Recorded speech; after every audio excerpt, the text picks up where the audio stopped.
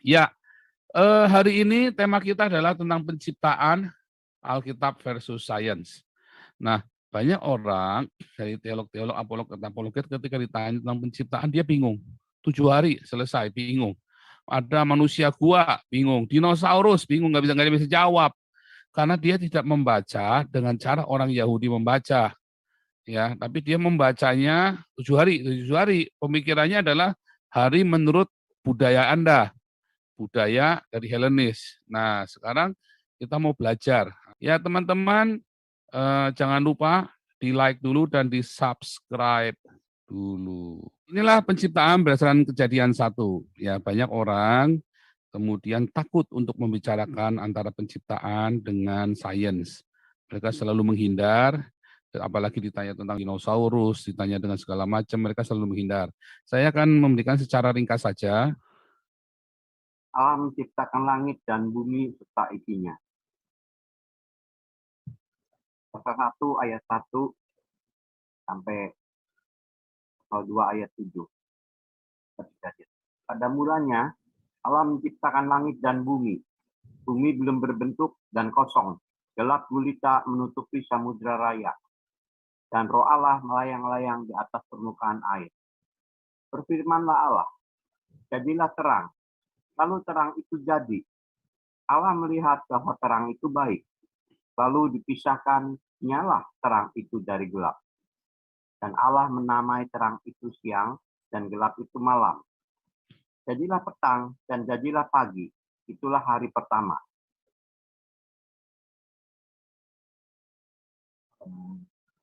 Pasal 2 ayat 6. Jadi 1 ayat 6. Ayat 6. Berfirmanlah Allah, jadilah cakrawala di tengah segala air untuk memisahkan air dari air. Maka Allah menjadikan cakrawala dan ia memisahkan air yang ada di bawah cakrawala itu dari air yang ada di atasnya. Jadilah demikian. Lalu Allah menamakan cakrawala itu langit. Jadilah petang dan jadilah pagi. Itulah hari kedua. Berfirmanlah Allah, hendaklah segala air yang di bawah langit berkumpul pada suatu tempat, sehingga kelihatan yang kering. Dan jadilah demikian.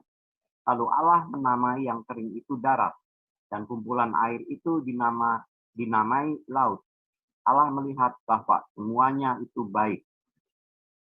Berfirmanlah Allah, hendaklah tanah menumbuhkan tunas-tunas muda, tumbuh-tumbuhan yang berbiji, segala jenis pohon, buah-buahan yang menghasilkan buah yang berbiji, supaya ada tumbuh-tumbuhan di bumi. Dan jadilah demikian. Tanah itu menumbuhkan tunas-tunas muda, segala jenis tumbuh-tumbuhan yang berbiji, dan segala jenis pohon-pohon yang menghasilkan buah yang berbiji. Allah melihat bahwa semuanya itu baik. Jadilah petang dan jadilah pagi. Itulah hari ketiga. Berfirmanlah Allah, jadilah benda-benda penerang pada cakrawala untuk memisahkan siang dan malam. Biarlah benda-benda penerang itu menjadi tanda yang menunjukkan masa-masa yang tetap dan hari-hari dan tahun-tahun. Dan sebagai penerang pada cakrawala, biarlah benda-benda itu menerangi bumi. Dan jadilah demikian. Maka Allah menjadikan kedua benda penerangan yang besar itu, yakni yang lebih besar untuk menguasai siang dan yang lebih kecil untuk menguasai malam. Dan jadilah juga bintang-bintang.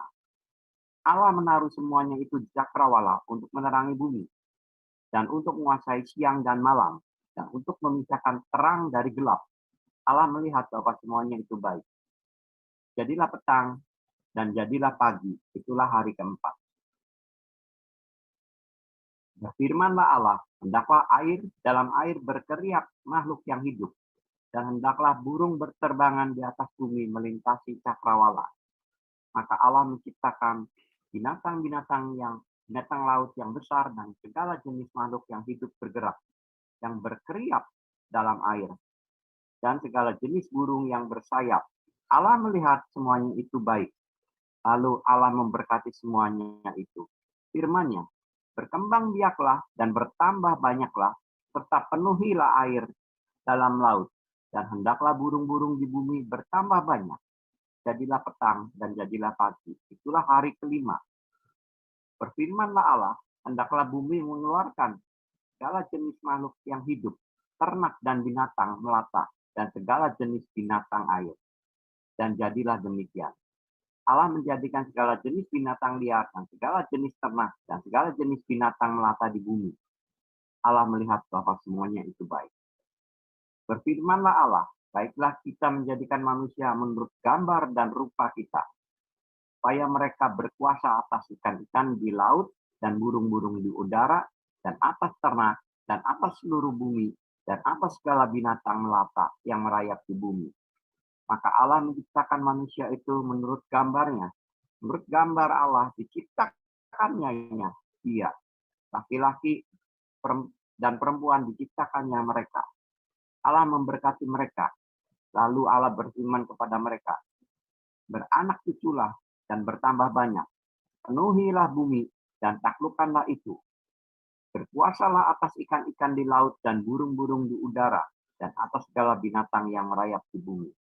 Demikianlah berfirmanlah Allah. Aku memberikan kepadamu segala tumbuh-tumbuhan yang berbiji di seluruh bumi dan segala pohon-pohon yang buahnya berbiji. Itulah akan menjadi makananmu. Tapi kepada segala binatang di bumi dan segala burung di udara dan segala yang merayap di bumi yang bernyawa, kuberikan segala tumbuh-tumbuhan hijau menjadi makanannya. Dan jadilah demikian. Maka Allah melihat segala yang dijadikannya itu sungguh amat baik. Jadilah petang, jadilah pagi. Itulah hari ke-6. Oke, sampai situ dulu Pak Alexo.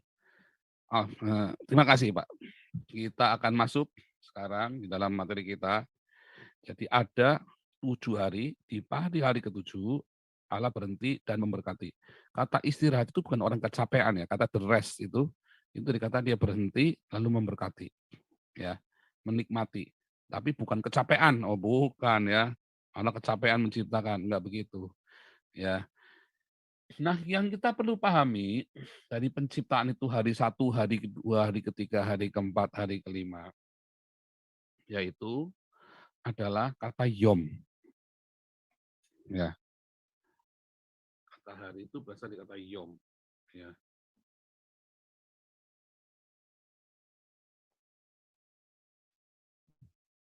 Ya, kata kuncinya dari yom. Begitu yom itu akan menjawab hampir semua pertanyaan-pertanyaan Anda, pemahaman kata yom itu. Ya, kita masuk dulu ya. Lihat, Bereshit, NRK, kata NRK, pada awalnya, pada mulanya, di awal hari, ya, sebelum ada yang lain-lain, itu pada awalnya. Ya, banyak sekali orang-orang berpikir, ya, ketika pada mulanya Allah menciptakan langit dan bumi. Ya, Bereshit bara Elohim, et hasya, mayim, wayet haaretz. Nah, kalau bilang langit dan bumi, banyak orang berpikir, oh Allah menciptakan langit dan Allah menciptakan bumi. Langit yang itu. Langit yang mana? Enggak ada benda bernama langit. Langit itu bukanlah sebuah benda. Tidak pernah ada benda bernama langit. Ya. Jadi kalau ditanya, langit itu ada di mana? Sebenarnya orang ada yang nggak bisa tunjukkan. Ya di atas. Tapi di mana persisnya? Ya nggak ada, bendanya nggak ada kok. Langit itu kan bukan sebuah benda. Nah, jadi yang dimaksud apa? Yang dimaksud dengan langit dan bumi. Orang-orang Yahudi, di dalam pemahaman Yahudi, dari zaman perjanjian lama sampai perjanjian baru sampai dengan hari ini, maka kalau bilang langit, hasyamayim, maka mereka ada 3. Ya, mereka kan merumuskan ada 3 langit itu. Kita lihat ya, ada kalau di dalam ini ya, King James ditulisnya heaven, cuma 1. Tapi kalau kita masuk ke dalam The Net Bible, itu heavens, plural ya, plural. Di dalam bahasa Jerman, kata langit ya, kata Himmel itu selalu di dalam bentuk plural, di Himmel. Ya, plural. Karena memang hasyamayim itu berarti plural. sebenarnya lebih tepatnya bukan plural, tetapi unaccountable, nggak bisa dihitung. Bagaimana menghitung langit? Ada berapa langit? Ya kan? Mau menghitungnya bagaimana? Susah. Sama seperti air, mayim. Mau menghitungnya gimana? Mayim itu air. Satu gelas, satu tetes, yang bisa dihitung satuannya. Tapi mayimnya sendiri nggak bisa dihitung. Ya, hasyamayim, langit, mayim. Sama-sama nggak bisa dihitung. Ya, hasyamayim, langit. Ya, terus air, ya, air, mayim, ha, mayim, air. Bagaimana menghitungnya? Sama, Elohim. Bagaimana menghitung Elohim? Ia ada di mana-mana, ia maha besar. Dalam setiap hembusan nafas kita, dalam setiap tarikan nafas kita, ada Elohim di situ. Dimanapun ada Elohim. Bagaimana mau menghitung Elohim yang maha besar? Kalau engkau berkata, oh di dalam orang itu, di dalam apa namanya, di dalam ruangan itu nggak ada Elohimnya. Ya, di dalam Ka'bah sekalipun nggak ada Elohim. Ya, terutama orang-orang yang anti dengan Islam ya. Saya nggak anti ya. Kita memerangi ideologinya, bukan anti orang Islam, bukan. Ya, atau memusuhi, kita benci dengan Ka'bah, enggak. Saya tidak pernah benci dengan orang Islam dan agama Islam. Saya memerangi ideologi Islam. Ya, beda ya. Nah, kalau Elohim itu tidak ada di satu tempat, maka artinya Elohim tidak maha besar. Ya, kalau Yesus berdiri di sebelah kanan Allah Bapa atau duduk di sebelah kanan Allah adalah sebuah makna hurfiah, maka artinya sang Allah ini tidak maha besar.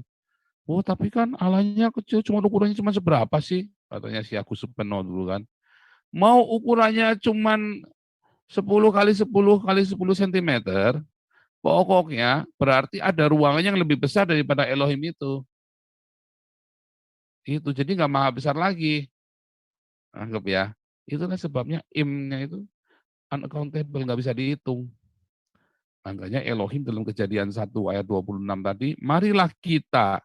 Dia berkata kita, karena memang banyak. Tetapi yang banyak itulah yang echad. Gitu ya, sama seperti Hasamayim dan Majim.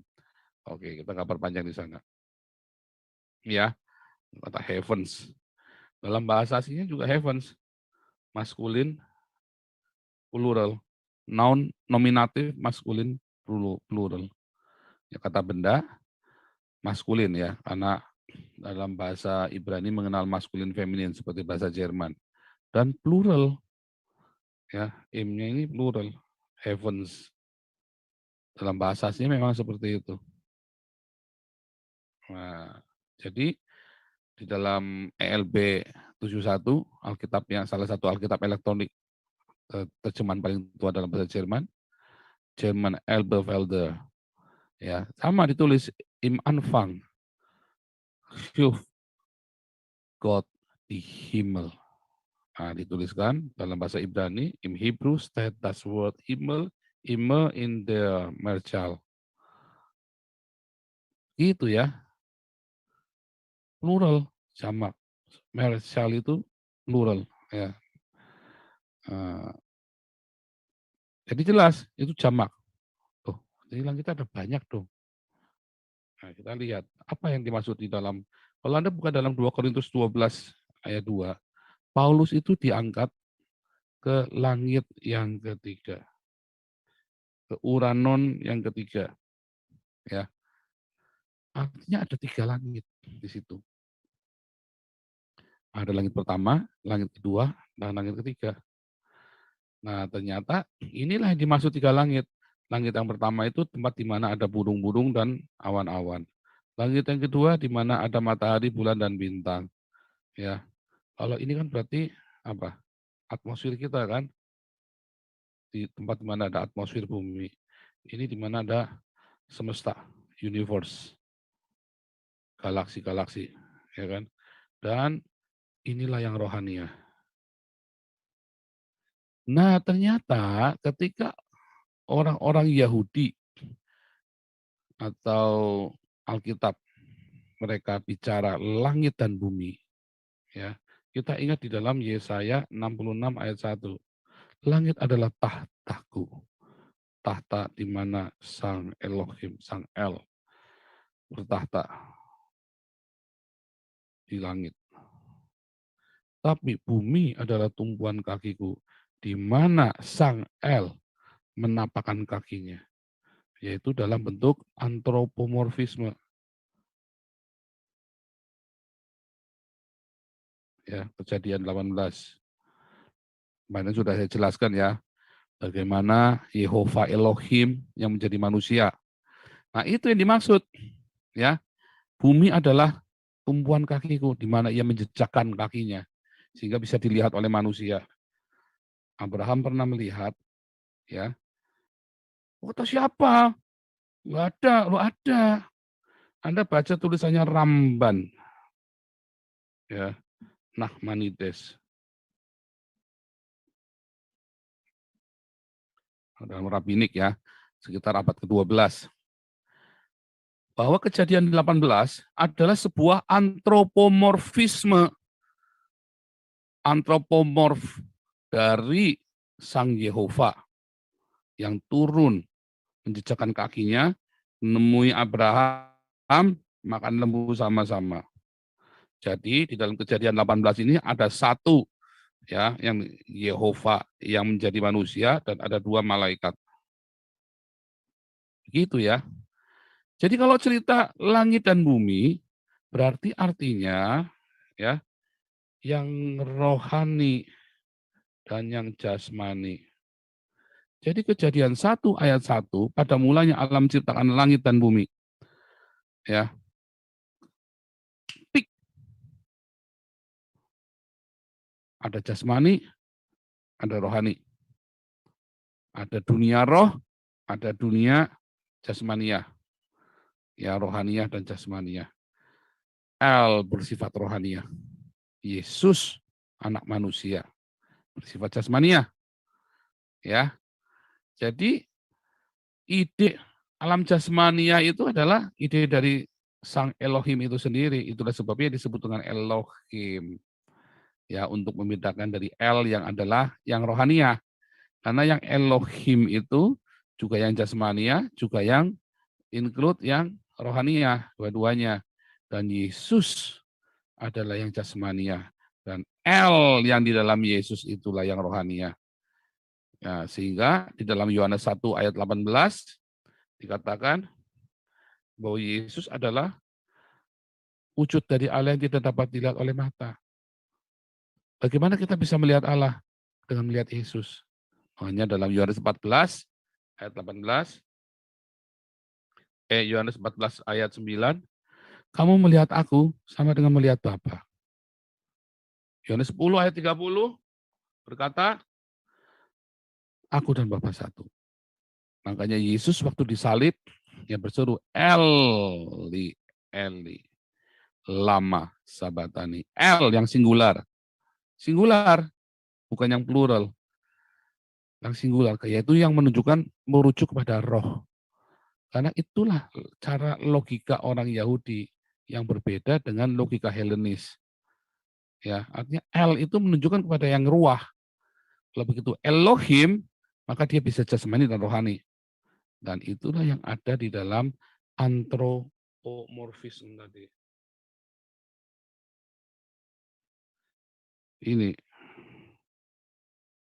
Inilah yang disebut Elohim. Nah, itu ya. Aturannya sudah dari sononya begitu. Yang L itu bukan antropomorfis. Begitu bilang antropomorfisme, itu berarti Elohim. Ya, makanya Kejadian 1 ayat 26. Mari kita menciptakan manusia menurut gambar dan rupa kita. Itu dalam bentuk antropomorfisme. Begitu. Ya, jadi pada mulanya alam ciptakan langit dan bumi itu, pada mulanya itu siapa? Alfa. Ya, akulah Alef, akulah Alfa, akulah yang awal. Ya, tik, cuman ada Sang Alfa. Yesus berkata, akulah alfa. Itu ya. Dan omega. Ya, Wahyu 1 ayat 17 dan 18. Akulah alfa dan omega. Wahyu 21 ayat 6 dan 7. Akulah alfa omega yang awal dan yang akhir. Luar biasa ya. Nah, teman-teman, bagikan, sharekan begini ya. Yang saya kasih benar ya, selalu ada ayatnya. Kasih nggak ngarang-ngarang, semua ada ayatnya semua. Ya. Jadi yang dimaksud burung-burung di langit, Uranon.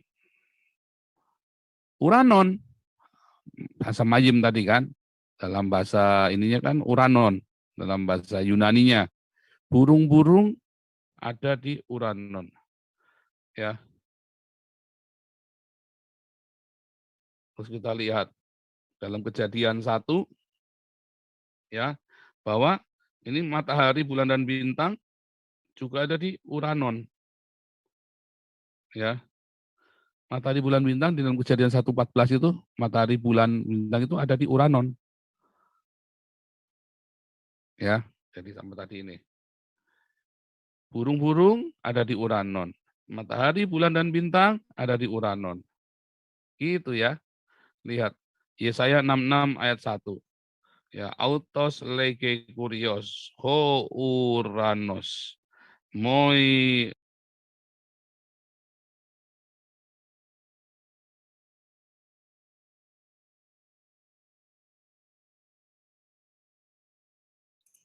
Suaranya hilang, Pak. Maaf, Pak. Suaranya Hilang, putus, ya. Iya, jadi yang ada di Uranon dan yang ada di Geo. Langit adalah tahtaku, Uranon adalah kronosku. Itulah. Dan Geo adalah Upopodion. Itu ya. Itu saya tunjukkan dalam Septuaginta yang berbahasa Yunani pembandingnya ya, supaya Anda tahu bahwa Uranon itu Hasamayim. Ya, ada 3 yang disebutkan dalam kata tentang Uranon, yaitu Uranon tempat burung-burung, Uranonnya tempat matahari, bulan, bintang, yaitu universe, dan Uranon yang tata Allah, yaitu apa? Yaitu Uranon yang rohania. Nah, Paulus di dalam 2 Korintus 12 ayat 2, aku dibawa ke langit, 2 Korintus 12 ayat berapa tadi? Ayat 2 ya. Ya, aku dibawa ke langit ketiga. Apa itu kalau Anda teruskan? Ternyata dia lagi cerita paradiso. Paradiso. Paradiso itu sama dengan Firdaus. Sama dengan Eden. Taman Allah. Eden itu juga artinya taman Allah dalam bahasa Ibrani. Paradiso dalam bahasa Yunani. Ya, paradeo, ya. Taman Allah. Jadi waktu Paulus dibawa ke langit ketiga, itu adalah paradiso, di mana Allah bertata, di taman Allah. Di mana ada Allah bertahta, di situ ada taman Allah di situ, ya. Di mana ada malaikat-malaikat. Waktu Yesus berkata, mereka akan hidup seperti malaikat-malaikat di paradiso. Di Uranon, ya, seperti malaikat-malaikat di Uranon. Nah, Uranon yang mana? Uranon yang paradiso. Begitu ya. Di mana ada para malaikat di sana.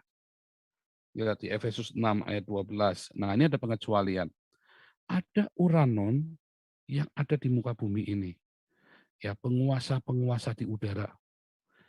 Ya, yang ada di muka bumi ini. Makanya saya selalu bilang, di mana sih dunia orang mati? Enggak jauh-jauh ada di sini. Dunia orang mati. Anda kalau baca Yesaya 14 ayat 12 bahwa iblis itu si Hilal bin Zakar, Hilal itu ya, bulan sabit, dewa bulan sabit. Hilal itu dipecahkan ke bumi dan Seol, Hades, alam maut itu menyambutnya. Dan sejak itu seluruh bumi itu dikuasai sama si Hilal ini, sama si Hilal. Ya. Itulah Uranus itu yang dikuasai. Makanya seluruh atmosfer ini disebutkan nanti dalam Kejadian 1 ayat 2. Ya. Wa ha'arets tehu wa bohu wa kosek alpanet tehum. Ya. Hayatah wa ha'arets hayatah wa ha'arets hayatah tohu wa bohu wa kosek alpanet tehum. Dan bumi menjadi tidak berbentuk dan kosong karena hilal, ya, si hilal, yang itu dipecahkan ke bumi dan dunia orang mati menyambutnya, Sheol atau Hades. Dan seluruh atmosfer bumi ini, Uranus ini dikuasai oleh hilal. Nah, mungkin kalau saya bilang atmosfer itu nanti Anda jadi salah paham. Seluruh alam jasmaniah, lebih tepatnya. Seluruh Uranus di alam jasmaniah. Karena apa? Karena itu alam rohani tingkat jasmani. Tingkat yang jasmaniah. Artinya alam rohani yang di tempat para iblis itu berada. Dibuang ke Haaretz. Makanya saya selalu bertanya, Kejadian 3, ya manusia itu ya diciptakan untuk memerangi ini, untuk mengambil kekuasaan atas alam jasmania, bukan memerangi, karena yang berperang itu malaikat. Kita manusia diberi tugas untuk mengambil alih alam jasmania ini, Haaretz ini, penuhilah bumi, ya disuruh penuhi bumi untuk ambil alih. Nah makanya kemudian iblis berusaha menjatuhkan manusia, ya Kain lah yang kemudian dia dikuasai oleh hawa nafsu, ya. Sebetulnya istilahnya ini kan bahasa Arab, ini salah ini ya, hawa nafsu ini ngarang ini. Itu disebut dengan lust ya, atau sars ya, atau tesuka dalam bahasanya. Tesuka. Kalau tesuka itu adalah pemberian Tuhan yang kudus. Tetapi kalau kita dikuasai tesuka, seperti Kejadian 4 ayat 7, hai Kain, kau harus berkuasa atas tesukamu. Kalau tidak, dosa mengikuti. Begitu kita tidak bisa kuasai tesuka kita, jatuhlah manusia dalam dosa. Nah, poligami misalnya. Poligami itulah awal dari tesuka. Diawali dari orang tidak bisa menguasai tesukanya dia. Makanya poligami itu selalu menghasilkan hal-hal yang buruk. Ya, Hagar, misalnya kan, hasilkan Ismail, anak-anak perhambaan. Oke, lanjut ya. Ya, yang Yesaya 14 ayat 12 tadi ya. Ya. Dari Mishamayim, dari heavens dibuang ke Haaretz, dibanting ya. Nah, ini Yesaya 14 ayat 12, yaitu ini kata Lucifer ini adalah terjemahan yang salah ya. Yang benar adalah Hillel. Kalau ada Hillel ben Syakar, ini harusnya nggak boleh diterjemahkan. Ini kan berarti anaknya. Hillel ben Syakar. Hillel anaknya si Syakar. Gitu. Jadi nggak boleh diterjemahkan. Sebab kalau Anda terjemahkan, nanti akan ada konflik dengan si ini ya, Lucifer ini, nanti akan konflik dengan 2 Petrus 2 ayat 19. Karena Yesus pun disebut Lucifer loh. Makanya Paus Francis itu nggak salah. Dia berdasarkan Vulgata 2 Petrus 2 ayat 19. Ya. Jadi salah, ini terjemahan yang salah ini Lucifer ini. Ini dari Vulgata, salah ya. Yang benar nggak boleh diterjemahkan. Hillel ya Hillel ben Syakar. Gitu ya. Wah, kalau itu Yesus Lucifer salah. Karena terjemahnya Vulgata. Bahasa aslinya kan dari bahasa Ibrani. Dan dituliskan di situ Hillel ben Syakar. Atau nama lainnya Hillel ben Syakar. Heosphoros proi. Ya, Heosphoros. Nama lainnya. Itu ada mitologi Yunani Heosphoros. Ceritanya sama persis. Heosphoros. Gitu ya. Dewa Heosphoros. Nah, kita akan membahas ini ya. Sedikit ya, sedikit. Jadi Haaretz hayatah tohu wabohu wa kosek alpanet tahum. Ya, dunia itu menjadi kacau balau. Alam jasmania itu. Jadi dari alam yang semua indah, Tuhan menciptakan langit dan bumi, yang jasmani dan yang rohani itu indah. Tiba-tiba dibuang, buar si Hillel. Hillel ini kan tadinya di alam jasmania. Dari alam jasmania, dia mau naik. Dia bilang, aku mau naik ke tahta Allah. Jadi dia dari bawah, dia mau naik. Belum sampai ke tahta Allah, dibanting ke bawah. Gitu ya. Dari mana? Di Uranus itu. Belum sampai Uranus yang tahta Allah, belum nyampe. Ya. Ini kan ada 3 level uranon. Inilah paradiso, ya kan? Ini kan universe. Ya ini kan alam jasmaniah nih. Dan ini adalah uranonnya kita. Nah, si Halil Ben Syakar itu baru nyampe sini. Si Halil Ben Syakar itu baru nyampe sini nih. Yang disebut peperangan di Uranon, di dalam Wahyu 12 ayat 7, maka ada peperangan di sorga, bukan di paradiso. Ya, Anda masuk sini, itulah pemahamannya itu. Ternyata waktu Wahyu 12 ayat 7, ini ada di Uranon ini, bukan di paradiso. Nggak bisa, paradiso adalah tempat yang kudus, nggak bisa ada peperangan di sana, tidak bisa ada dosa. Bahkan ular pun tidak bisa berdosa. Ular pun waktu di Eden nggak bisa bohong. Nggak bisa bohong. Ya, dan itu yang terjadi. Jadi ada di sini, perangnya di sini. Wahyu 12 ayat 7, saya kasih ayatnya ya. Wahyu 12 ayat 7. Pakai apa nih, hitam ya. Wahyu 12 ayat 7. Ada peperangan di sorga. Inilah Uranon. Ada Uranon 1, ada Uranon 2. Ini Uranon yang ketiga.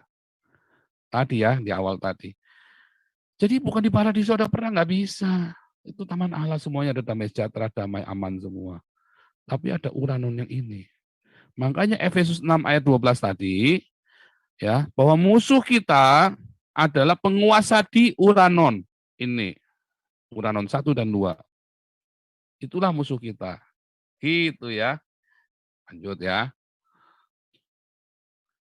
Lihat, kalau Anda lihat, kemudian hari pertama, ya, setelah waruah Elohim, kan dunia, alam semesta jasmania kacau balau, karena iblis dibuang di situ kan, mau naik nggak bisa, dihajar, yang bikin kacau, dia bikin kacau. Ya, wahares hayata tohu wabohu wakosek alpanetahum. Kemudian kacau, maka Roh Kudus harus menaungi seluruh alam semesta ini. Ya, alam jasmania itu dipenuhi oleh Roh Kudus, dierami, ya, waruah Elohim merakefet. Kata melayang-layang itu terjemahan yang kurang pas. Ya, sebenarnya memang seperti induk ayam yang mengepakkan sayapnya, seperti Raja Wali mengepakkan sayapnya. Ya, itu sama seperti itu, menaungi sehingga bayang-bayangnya itu, nah itu sama itu. Nah, kemudian Roh Kudus begitu di permukaan hamayim. Mayim itu artinya air, tetapi juga artinya violence. Mayim. Roh Allah melayang-layang di atas permukaan air. Artinya air, tapi juga artinya violence. Ya. Nah, waktu terjadi mayim itu, Roh Kudus menaungi semua yang bahaya, kacau balau, ya. Itu kan kacau balau sekali. Nah, maka Roh Kudus menaungi itu, ya kan. Yehior wa yehior. Jadilah terang, maka terang itu jadi. Jadi pertama diciptakan itu terang. Loh, dari mana terangnya? Belum ada matahari. Nah, Anda tahu teori Big Bang. Ini ada 4 teori terjadinya alam semesta. Ya, Big Bang teori, ya, terus teori keadaan tetap, nebula, dan teori matahari kembar. Lihat, teori Big Bang ini diusulkan oleh kosmolog asal Belgia, ya, tetangga kami di sini. A.B. George Lemaitre tahun 1927. Teori Big Bang, ya, ledakan, yaitu teori fusi, ya, fusi tumbukan atom, proton. Wah, kira-kira seperti ini.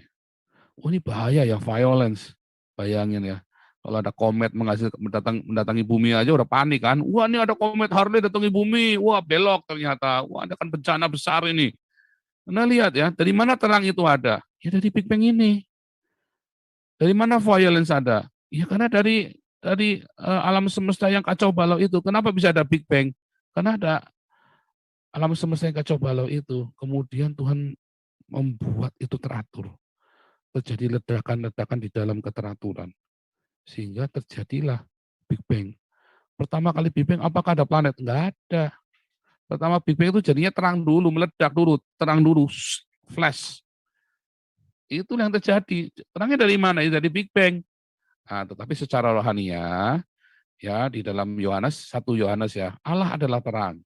Nah, bisa kita bilang secara rohania, Allah adalah terang. Terangnya dari mana? Ya Allah sendiri. Ya inilah Allah sendiri yang membuat terang itu secara jasmania kelihatan. Ya, dari Big Bang teori. Bisa nggak? Bisa banget. Ya, violence of violence. Wah, itu ngeri itu. Kalau Anda hidup di situ di tengah-tengah itu, waduh, disambar sama meteor. Tapi kalau bisa itu kan nggak ada oksigen di sana, belum ada kan.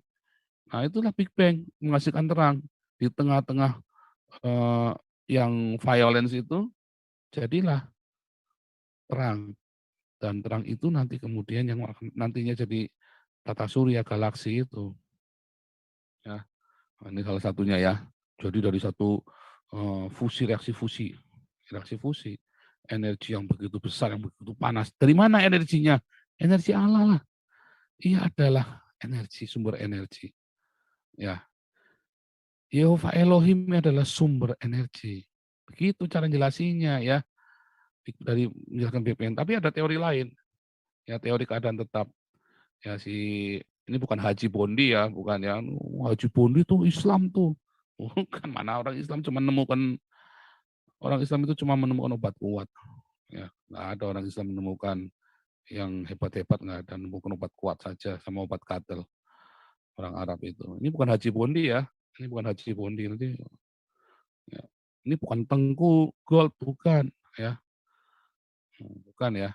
Nah, jadi mereka bilang, oh, semesta alam ini nggak ada awal, nggak ada akhir, ya. Alam semesta ini selalu terlihat sama, yang begitu ya. Tapi ini banyak ditolak ya. Teori-teori ini nggak ditolak, nggak diterima. Kira-kira begini ya. Dari dulu sudah begini, dia bilang begitu. Nggak ada yang menciptakan, nggak ada yang apa ya udah begini. Tapi teori ini nggak bisa karena ternyata ada yang melihat ya. Karena ada ya sempat populer di abad ke-20, kini teori tersebut banyak menerima penolakan dari para fisikawan. Bukti yang dianggap mematahkan teori keadaan tetap adalah radiasi latar belakang gelombang mikrokosmis yang didapat dari teori ledakan besar. Nyatanya ada, radiasi itu ada, dan ada reaksi fusi dan reaksi fusi neutron, proton itu selalu ada di dalam setiap partikel. Dari mana? Jadi ini nggak bisa diterima. Ya. Nah, terus ada lagi nebula teori kabut. Ya, Emmanuel Swedenborn sama Immanuel Kant. Teori ini teori yang awal ya, dulu-dulu banget. Teori ini menjelaskan tata surya dari sebuah bola kabut raksasa. Ya, kemudian terlepas. Ya, dari mana lepasannya itu? Ya, dan menghasilkan cahaya. Tapi ini juga akhirnya nggak bisa diterima ya, teori kabut ini kan. Gimana bisa lepasnya, bikin bola lepasnya bagaimana? Dia bikin dalam skala kecilnya bagaimana. Tapi kalau Big Bang tadi bisa dibuktikan dengan proton dan neutron. Ya, dengan ledakan fusi. Makanya terjadinya bom atom, bom nuklir, reaksi nuklir, reaksi atom itu kan. Nah itu membuktikan adanya Big Bang. Terus ada lagi teori bintang kembar, ya bahwa dua matahari kemudian bertumbukan satu sama lain. Nah, itu yang terjadi. Ya bisa saja. Nah, tapi intinya semuanya itu menghasilkan apa? Menghasilkan cahaya. Semua itu menghasilkan cahaya. Dan itu makanya di awal itu bukan planet-planet dulu yang jadi, tapi jadi dulu cahaya, belum ada matahari. Dari mana? Dari tumbukan-tumbukan ini. Makanya di dalam hari pertama, ya, loh hari pertama. Nah, kita balik hari pertama ya. Hari pertama.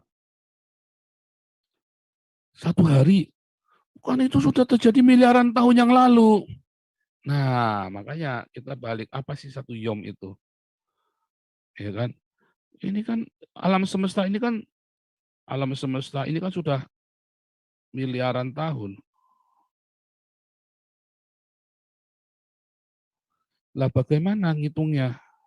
Bagaimana hitungnya? Bagaimana menghitung tahun?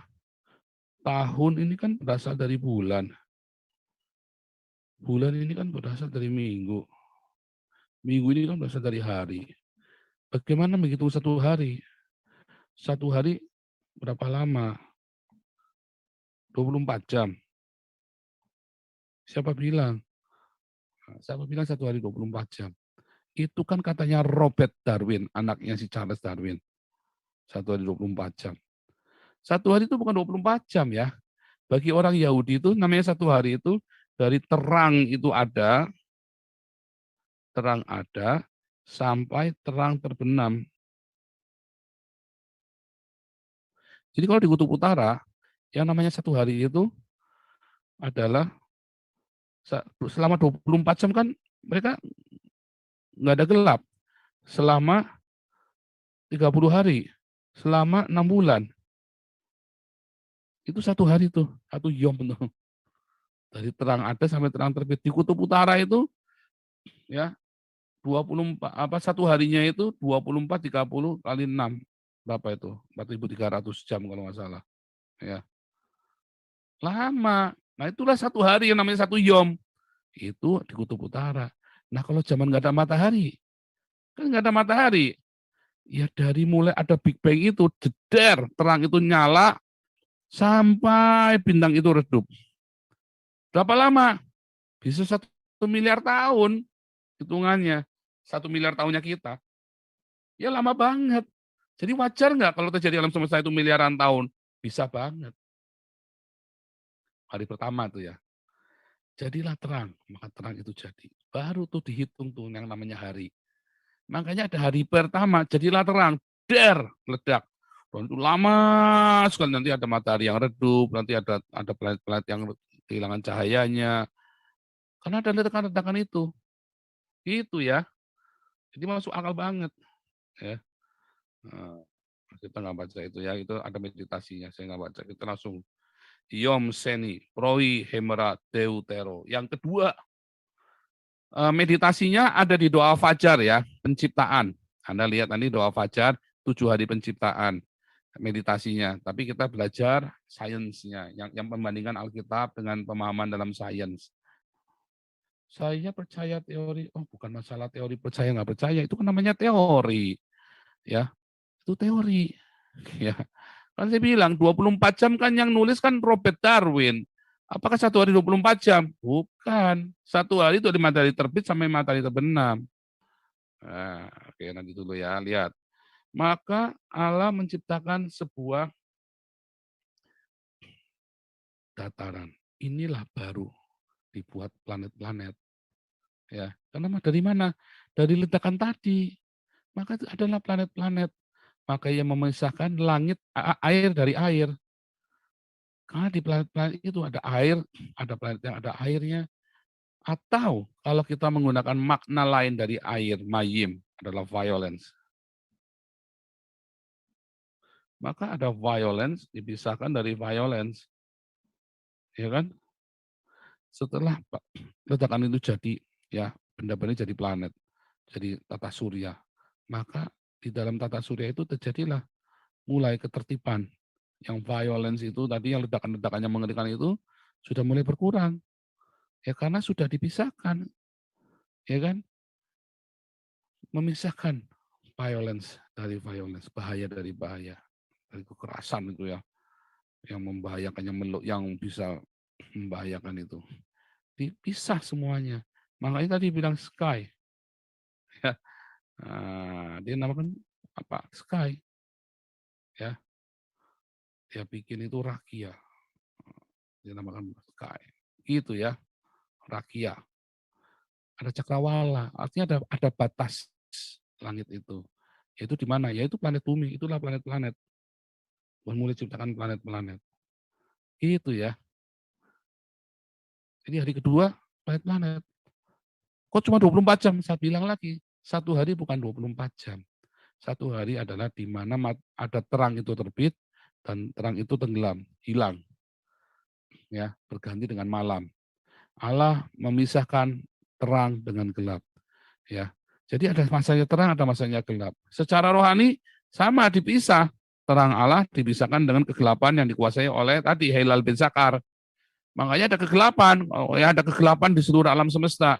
Dan itu dikuasai. Di situ ada violence. Begitu logikanya ya. Nah, kita lanjut lagi. Ya, maka dibuatlah satu rakia Vimanen. Ya dari Samayim sama, ya kan? Uranon. Uranon dipisahkan dari Uranon. Mereka punya satu rakyat. Jadilah itu planet-planet. Ya. Dan ada satu dataran yang kering dikasih nama Arets atau Eres. Ya, satu planet yang namanya Bumi. Akhirnya dibentuklah yang namanya Bumi. Itu ya. Nah, terus hari ketiga, Proi Hemera Tritos Yom Selisi. Yom itu Yom tidak sama dengan 24 jam. Tapi Yom adalah dari terbit terang sampai terang itu hilang terang. Ya, itulah satu Yom. Belum ada matahari loh. Hari pertama, ini hari ketiga. Lihat hari ketiga. Allah mencipta, biarlah bumi menghasilkan tumbuhan. Loh Pak, nggak ada matahari, tumbuhan bisa tumbuh. Percaya saya, bisa. Ya, kalau Anda pergi ke Jerman, ke Belanda, ya di Eropa ini banyak yang namanya greenhouse. Mereka bisa ya menumbuhkan tanaman tropikal di dalam greenhouse ini tanpa matahari. Ya, bahkan di musim salju pun mereka bisa tetap nanam dengan greenhouse. Lampunya cahayanya dari mana? Dari lampu. Karena tumbuhan itu nggak perlu matahari. Ya, itu mitos, salah itu. Tumbuhan itu perlu cahaya, bukan perlu matahari. Cahayanya dari mana? Tadi, tumbukan-tumbukan tadi. Waktu bumi itu baru pertama kali ada, masih ada meteor datang. Itu yang di Arizona itu ya. Yang di Arizona itu yang gede banget, sampai 2 kilometer. Ya kan? Sampai 2 kilometer. Lubang itu kena tumbukan meteor. Terus cahayanya bisa berapa lama? Lama banget. Bisa lama banget. Nah itulah yang namanya cahaya yang dibutuhkan. Tanaman itu hanya butuh sedikit cahaya saja ya untuk bisa bertumbuh. Nah, dimulai dari tanaman perintis, tanaman-tanaman bersel satu, tanaman ini menjadi bersel majemuk, jadi menjadi tanaman-tanaman yang lebih kompleks. Itu ya, jadi tanaman yang namanya vegetasi itu tidak mutlak membutuhkan matahari, tapi cahaya. Ya, nah, itu. Ini ya. Sebentar.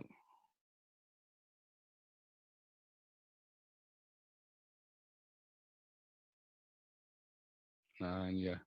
Jadi untuk berfotosintesis itu tidak membutuhkan matahari, tapi hanya perlu oksigen ya dan beberapa unsur-unsur kimia dari udara dan cahaya yang tidak harus dari matahari.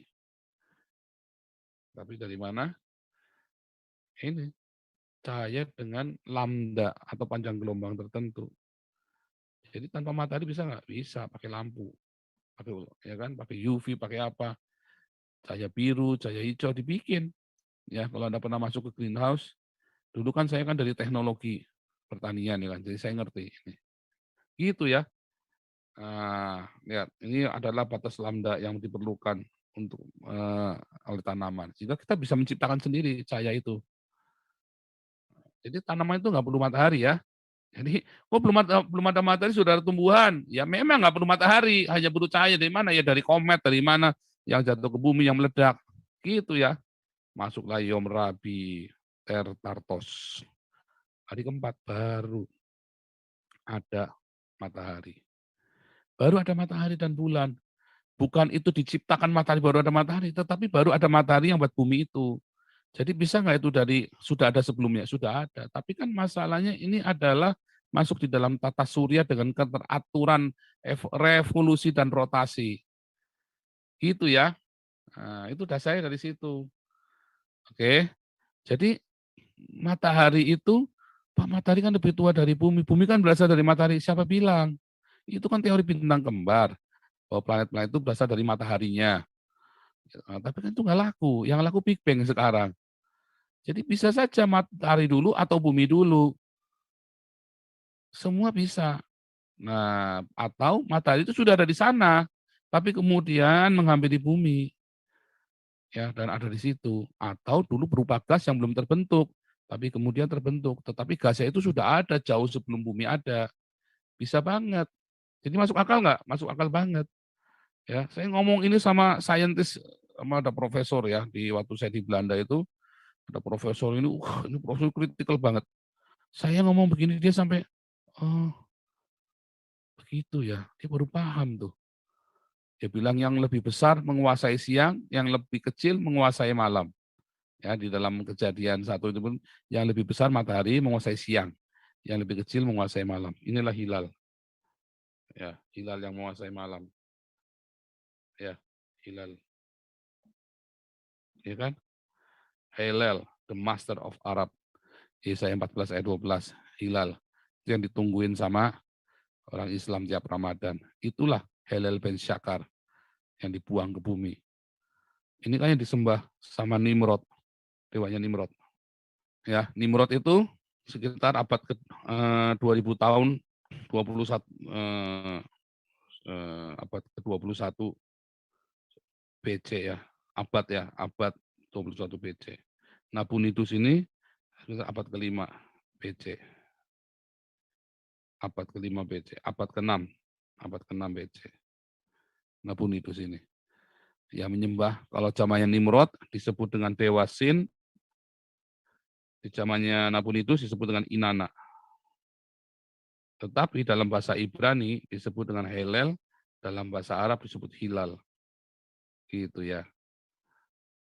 Nah, Yom kelima, ya langsung ya.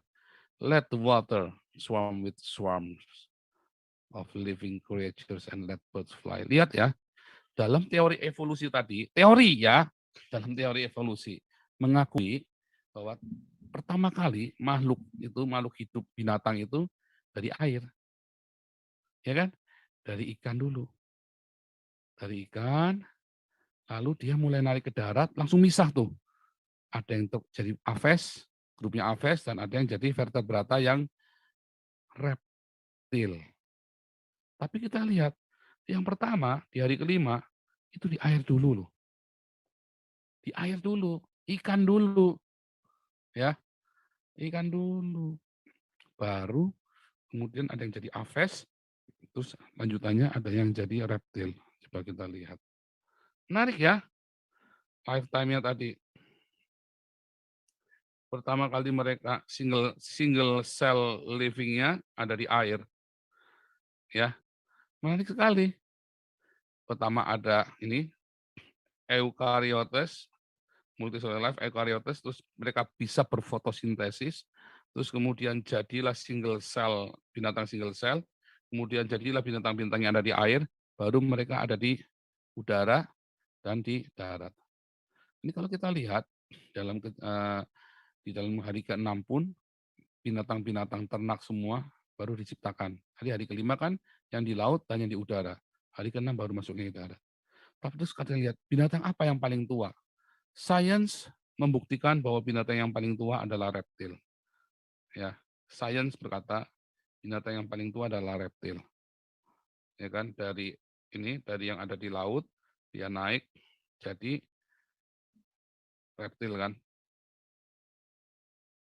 Kita ingat dalam Kejadian 3, ular adalah binatang yang paling cerdik di muka bumi. Dan ular disebut dulu berjalan dengan 2 kakinya.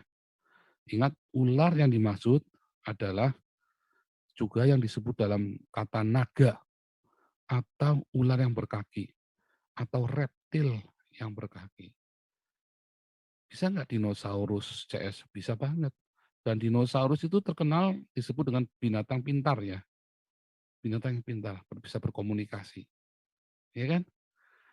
Jadi penciptaan dari hari pertama, hari kedua, ketiga, keempat, kelima. Pak, tapi kan itu cuma 6 hari, balik lagi. Yomnya itu bukan 24 jam. Yomnya itu bisa ribuan tahun. Satu yom itu bisa 4.300 tahun. Bisa lama banget. Bisa berapa tahun tadi saya hitung tadi? Bisa ribuan tahun. Jadi kalau zaman Musa ada nggak dinosaurus? Mungkin banget. Karena Musa itu adalah zamannya Nuh. Zaman Nuh itu adalah zaman es terakhir. Ya, sekitar 3.000 sampai 6.000 tahun yang lalu. Itu zaman es terakhir. Jadi bisa nggak zaman itu masih ada dinosaurus? Bisa banget. Bisa banget, ya. Jadi zaman Adam sampai Nuh itu adalah zaman es terakhir. Makanya bisa ada banjir besar di muka bumi ini karena semua es itu meleleh, ya. Karena itu adalah banjir besar. Dan ingat, jarak dari Adam ke Musa ditulisnya kan 1.500 tahun. Tapi apakah benar-benar 1.500 tahun? Belum tentu, karena tahunnya kan tahun Newton Robert Darwin 24 jam. Tapi tahunnya ini kan belum tentu 24 jam. Kalau ternyata 4.300 jam per harinya, maka tinggal dikali aja 24, 4.300 dibagi 24. Ya, 4.300 dibagi 24. Kemarin 4.300 ya. Dibagi 12 ya. Sorry, dibagi 12 ya. Dibagi 12, kira-kira 350. Maka tinggal aja 1.500 dikali 350. Bisa berapa tahun tuh? Dikali 3 saja sudah 4.500. 45.000 tahun. Nolnya 2, sudah 450.000 tahun. Jadi bisa nggak? Bisa banget. Ya, 450.000 tahun ini ada manusia gua, ada dinosaurus. Bisa banget. Ya, oke. Sampai situ ya teman-teman ya.